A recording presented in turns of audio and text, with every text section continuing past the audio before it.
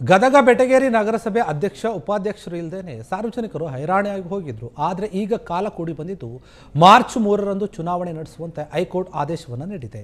ಆ ಮೂಲಕ 35 ಸ್ಥಾನಗಳ ಪೈಕಿ 17 ಸದಸ್ಯರು ಬಲ ಹೊಂದಿರುವಂತಹ ಕಾಂಗ್ರೆಸ್ ಅಧಿಕಾರವನ್ನು ಹಿಡಿಯುವಂತಹ ತವಕದಲ್ಲಿದೆ. ಈ ವಿಚಾರವಾಗಿ ಬಿಜೆಪಿ 18 ಸದಸ್ಯರ ಬಲವನ್ನು ಹೊಂದಿದ್ದು 3 ಸದಸ್ಯರ ಒಂದು ಸದಸ್ಯತ್ವವನ್ನು ಹೈಕೋರ್ಟ್ ಈಗಾಗಲೇ ಅನರ್ಹಗೊಳಿಸಿದೆ.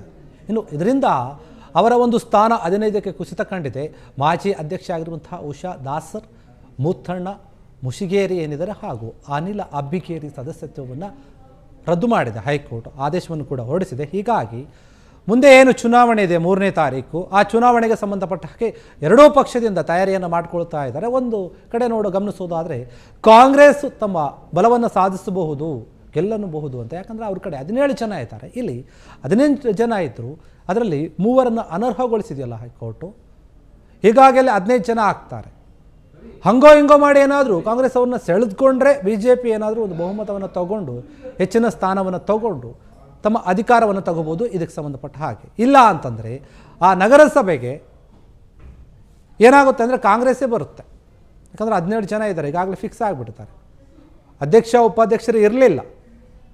ಹೀಗಾಗಿ ಅಲ್ಲಿದ್ದಂತಹ ಸಮಸ್ಯೆಗಳನ್ನು ಯಾರಿಗೆ ಹೇಳಬೇಕು, ಯಾರು ಇದ್ರ ಬಗ್ಗೆ ಗಮನ ಹರಿಸ್ತಾರೆ, ಏನು ಎತ್ತ ಅಂತ ಅಲ್ಲಿನ ಜನರು ಕೂಡ ಯೋಚನೆ ಮಾಡ್ತಾ ಇದ್ರು. ಹೀಗಾಗಿ ಇದಕ್ಕೆ ಏನಾದರೂ ಒಂದು ಪರಿಹಾರವನ್ನು ಕೊಡಬೇಕಲ್ಲ, ಅದಕ್ಕೆ ಚುನಾವಣೆಯನ್ನು ನಡೆಸಿ ಅಂತ ಹೇಳಿ ಈಗ ಹೈಕೋರ್ಟ್ ಆದೇಶವನ್ನು ಕೊಟ್ಟಿದೆ. 35 ಸ್ಥಾನಗಳಿತ್ತು ಅಲ್ಲಿ, ಅದ್ರ ಬಗ್ಗೆ ಡಿವೈಡ್ ಆಗಿತ್ತು 18 ಮತ್ತು 17 ಅಂತ ಹೇಳಿ.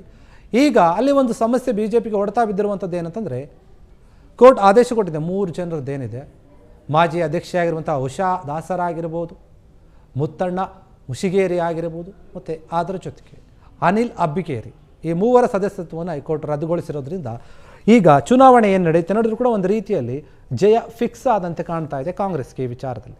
ಕ್ಷಣ ಕ್ಷಣದ ಸುದ್ದಿಗಳಿಗಾಗಿ ಫ್ರೀಡಂ ಟಿವಿ ಸಬ್ಸ್ಕ್ರೈಬ್ ಮಾಡಿ, ಲೈಕ್ ಮಾಡಿ ಹಾಗೂ ಫಾಲೋ ಮಾಡಿ. ಹೊಸ ಸುದ್ದಿಗಳ ನೋಟಿಫಿಕೇಶನ್ಗಾಗಿ ಬೆಲ್ ಐಕಾನ್ ಮೇಲೆ ಕ್ಲಿಕ್ ಮಾಡಿ.